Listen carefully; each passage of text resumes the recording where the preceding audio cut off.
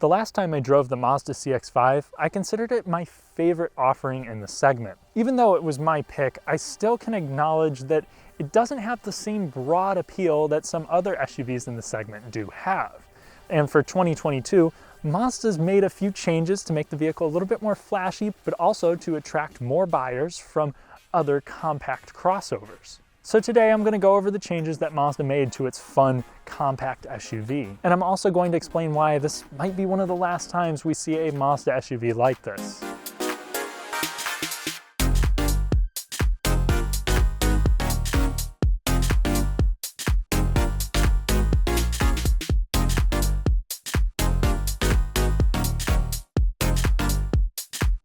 If you enjoy detailed, fun reviews on cars from every category, new and old, consider subscribing to the channel and hitting the bell. That way I can make this my long-term career and you get quality automotive content. Thank you. Now back to the video.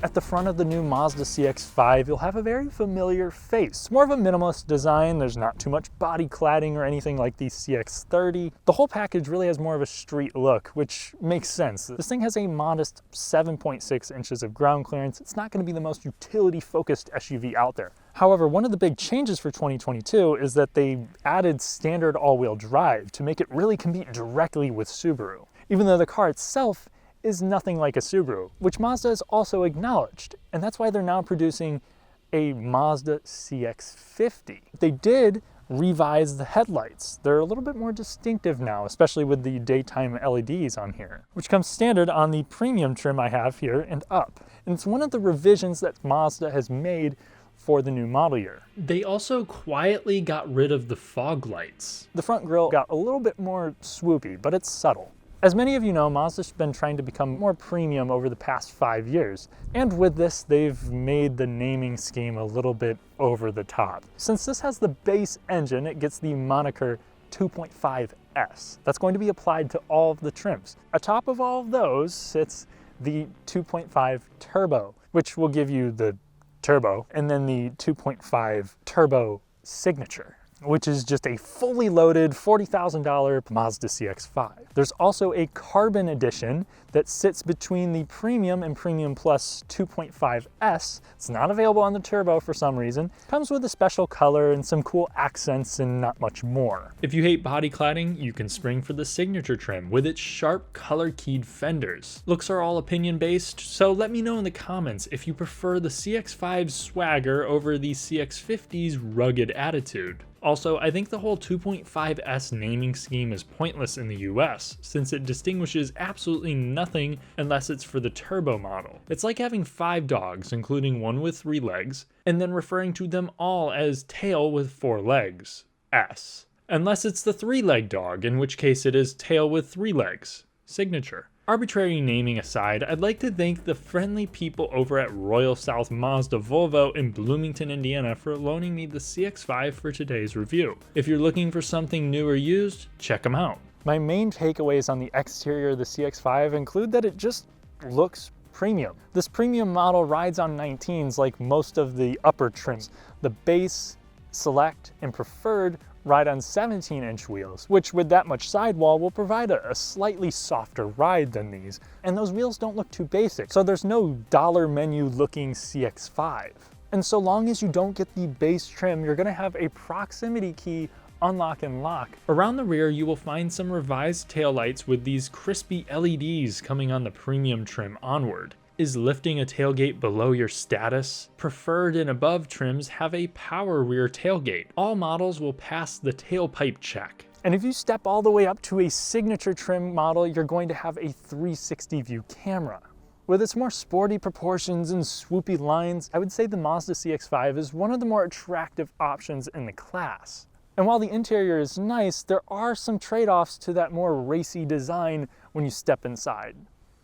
For an interior that came out in 2017, this looks great. One of my biggest praises here, and one that I have for many other Mazda products, is ergonomics. Where everything lies, for the most part, just makes sense. You have soft touch materials where your knees rest, along with soft touch where your elbows rest, which are very level with one another. Even on the base trim, you're gonna have a leather wrapped shifter and steering wheel. The infotainment system is operated by a dial and button setup near where your hand naturally lies while driving, which means that you don't have to reach over here while you're operating the vehicle, which is something that I've always thought made sense, but something manufacturers are actually doing less of now. Plus, new for 2022, all CX-5s come with the same high-quality 10-inch screen that's been in the Mazda 3 for a few years now, but it's still not the perfect infotainment setup. It's a bit oversimplified, like they were trying to make so little settings that it actually makes a few things harder to find, but you definitely can get used to it.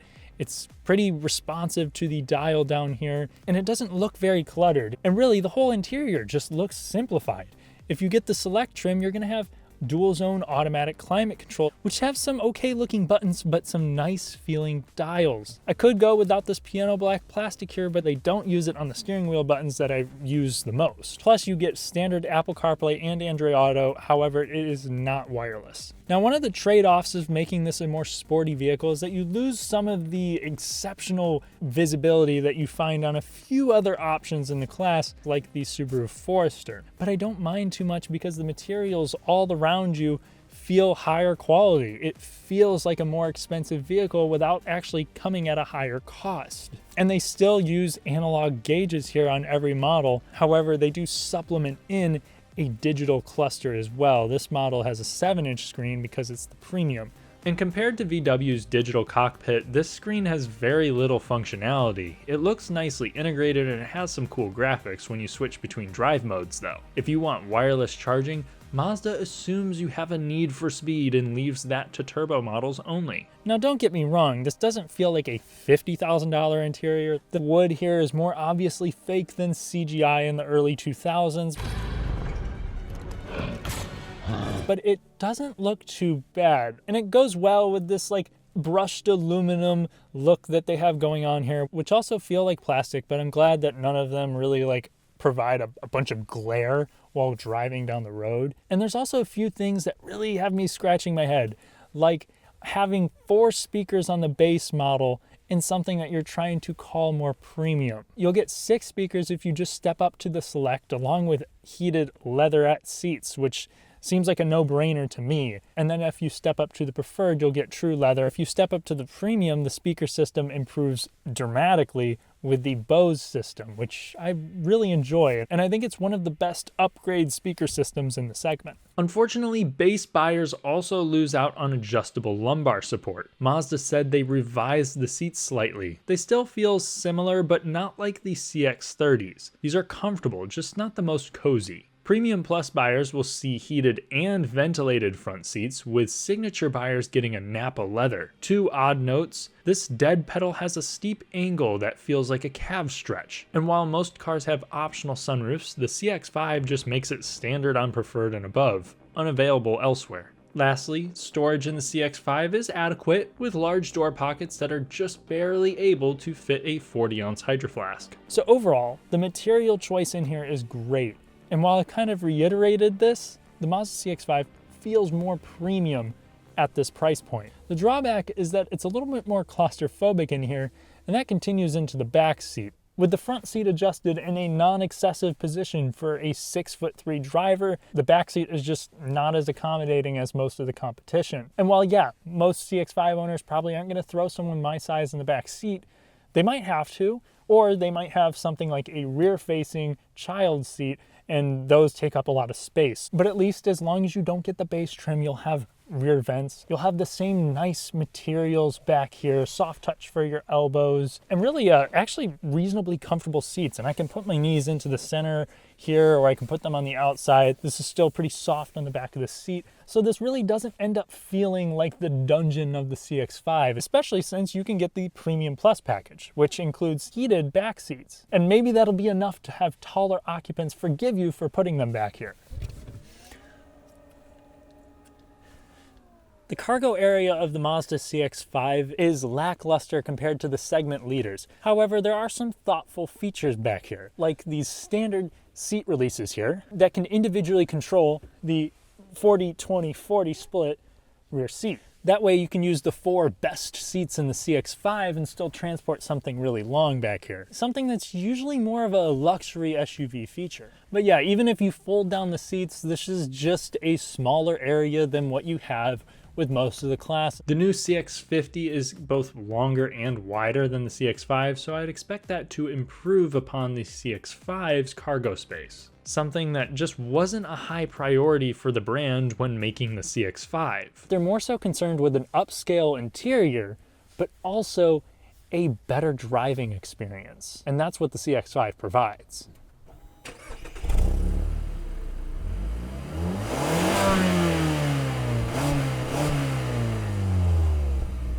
It's funny how the Mazda CX-5 on paper is just like every other small SUV, but in practice, this has a character of its own. Under the hood, things are largely the same. Most cars are going to come with a 2.5 liter 4-cylinder engine. It's naturally aspirated. It makes 187 horsepower and 186 pound-feet of torque. The 2.5 turbo and signature trims are going to come with a much more gutsy 256 horsepower turbocharged version of this engine.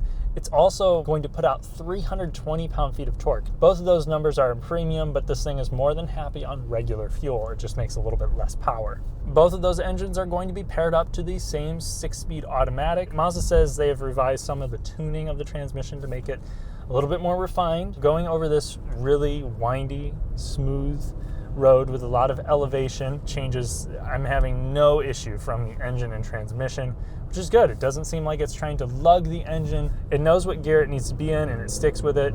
Give it a little bit more gas without even punching it, and it responds the way that it should. When it comes to power numbers, this thing is actually pretty typical for the class, nothing special. But what is special is that this now comes standard with all-wheel drive like the Subaru Forester. And Mazda's iActive all-wheel drive was improved for 2020. It did an impressive job with torque transfer from side to side in Driving Sport TV's off-road test. The very useful trail mode appears to have been replaced by off-road mode, which only comes on the premium and above. They also removed the traction control button for 2022, and I could not find a way to deactivate it in the infotainment screen, so you can't go Ken Block in the snow in your CX-5 without pulling a fuse, unless I'm just missing something. All non-turbo CX-5s have cylinder deactivation, a feature that has hit or miss reliability with other brands. Turbo models use a valve and a vane in the turbo to increase pressure at lower RPMs to improve response. It works well from my experience, and the Turbo CX-5 can pull off a mid 6-second 0 to 60. Comparatively, many complain about the base engine, but let's have the numbers do the talking with a quick sprint to 60. So we're just gonna roll with it in sport mode and with the climate control off, see what we can get. Just a very slight amount of wheel spin. Really smooth shifts, but quite slow. 0 to 60 came out in about 8.6 seconds, which is a little bit better than what I found with the Subaru Forester that has similar power figures. Now I can firmly say for most people shopping in this segment, I think this engine will do just fine. But if you want to experience the true level of refinement that the Mazda CX-5 is capable of, I would highly recommend the turbocharged engine. I've driven it in the Mazda 3 and it just makes any task seem like a breeze. And I'm glad that Mazda still offers that in their cars, which a higher output engine like that is something that's pretty rare in the class. Even though most people aren't buying their CX-5s so they can have a powerhouse in their garage. But what I think a lot of buyers are going to appreciate is how quiet this thing is. The engine whines a little bit as you take the CX-5 up to highway speeds. Pulling up hills at highway speeds is not too daunting of a task. It's not afraid to drop a gear. Plus, cruising at 65 miles per hour here, we're right around 2100 RPMs, maybe 2150. It's a quiet experience. It seems very well insulated and it's aerodynamic too. So I think this would be a more comfortable Grand Tour than many in the class. Also, I mentioned the aerodynamics as sleeker shapes help with wind noise. While it wasn't noisy, the slightly higher RPMs here probably contribute to the gas mileage being a bit lower than some of the other crossovers in the market. This is a really well-handling car. Mazda's G-vectoring control lets off the throttle a little bit when you turn in to help make the vehicle handle in a more predictable manner. And while that sounds a little bit gimmicky, the end product is pretty confident, requires very little correction. It's not lightning quick, but it's direct, and I know what's going on. There's a little bit of steering feedback there. Over these really rough roads, the suspension is, again, transmitting things through the cabin, and body roll is really well kept. It feels composed, yet it's still comfortable. Not as ultimately soft and forgiving as some others in the class, but I can't really see anybody hopping in this and thinking it's too harsh. It's on the firm side of the segment, but it can still take a pothole like a champ. If you live with satanic roads from a winter hell, a Forester or a RAV4 will provide a slightly more comfortable ride. But in return, you receive a great handling SUV that reminds me of a more comfortable Mazda 3. I also like the steering weight. It's a little heavier. It almost makes me wish that there was a comfort mode, so then I could have a version where the steering is light. Right now it's just in normal, and still has a little bit more heft to it than I think some may prefer. But I really have a good idea of where the front end is heading, and it allows for a much more engaging driving experience than what you get with most small SUVs, despite the powertrain and most of the capabilities being similar to what others in this segment offer. And unlike many of its competitors, Mazda offers pretty much all of the safety features you would want from the base level. So you're going to have adaptive cruise and lane keep assist as standard, but you're also going to have blind spot monitoring and rear cross traffic on every model as well. Premium Plus, Turbo, and Signature buyers also get a heads-up display. However, I did notice that the full-blown lane centering function is reserved for only Signature buyers. Before I get into my parting thoughts, historically the CX-5 has been a pretty robust model. The 6-speed auto is made by Mazda and the SUV is built in Japan. However, for the duration of this generation, select few customers have reported head and head gasket issues with high oil consumption. But this problem appears rare as Consumer Reports shows nothing on it. Early cars of this generation had engine mount and brake problems, but those seem to be fixed, with a vast majority of owners satisfied with their CX-5s according to Cars.com. If dependability is your top priority, I would place this toward the top. Overall, the CX-5 isn't made for everyone. In fact, it's probably the most niche in the segment. Except I'm fine with the compromises that Mazda made, because the CX-5 has character.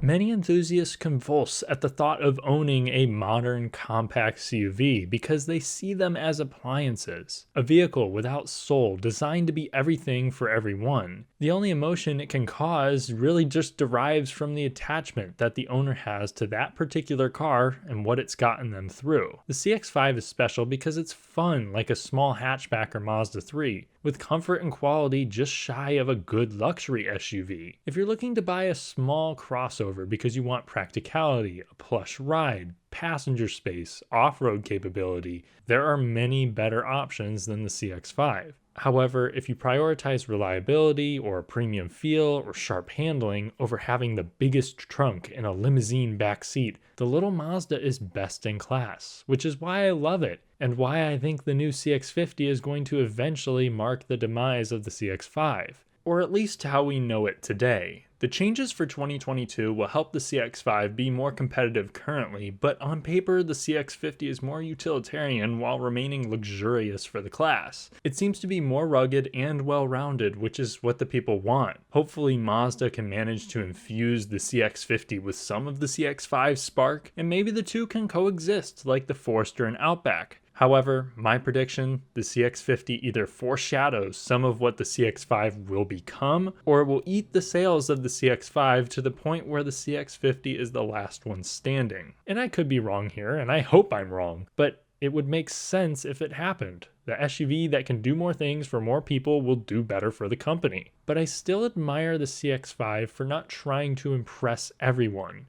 If you don't like crossovers but you kind of need one, the 2022 Mazda CX-5 is my choice. If you enjoyed the video, it would mean a lot if you liked, subscribed, and hit the bell. It all helps me with my success in the YouTube algorithm. Thanks for watching. I'll catch you in the next one.